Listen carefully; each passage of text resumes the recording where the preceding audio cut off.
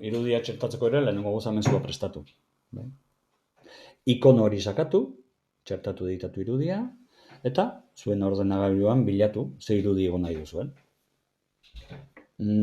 Igo irudia, aukeratu, hoxe da, ireki, eta igo. Txertatu. Abiso bat emango dizue, bale, hortxe daukazu irudia.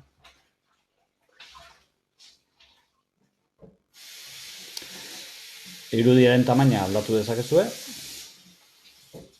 hortik, lasaiz automatikoki biak aldatuko dira, bat aldatzen duzunean biak aldatzen dira, altura eta zabalera, zentratu irudia, eta ero jarraitu dezakezu idaztera.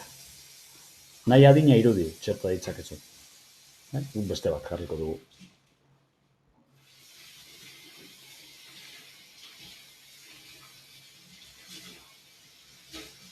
Baina haze irudi puska.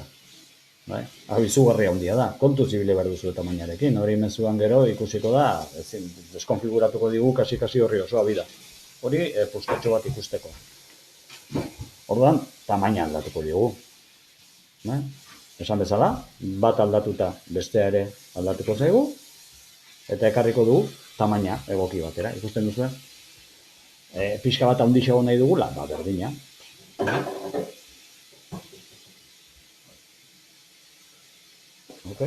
Zentratuko dugu, eta orain ikusteko moduan.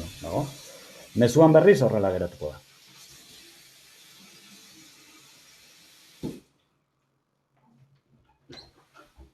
Vale?